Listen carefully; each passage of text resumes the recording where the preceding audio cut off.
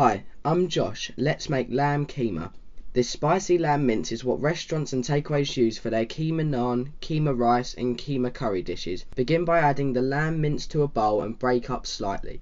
Add the garlic and ginger paste, chopped coriander, lemon juice, tomato puree, whisked egg, sugar, mint sauce, red food colouring, fenugreek leaves, coriander, cumin, paprika, garam masala, turmeric and finally the chilli powder. Combine well, ensuring you mix thoroughly and continue mixing for around 3 to 4 minutes to combine everything together.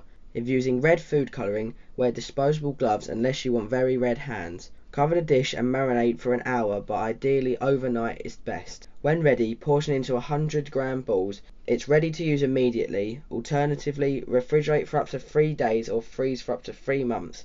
Keema rice, keema naan or a keema curry. The choice is yours and the recipes are available on my website at thecurrykid.co.uk.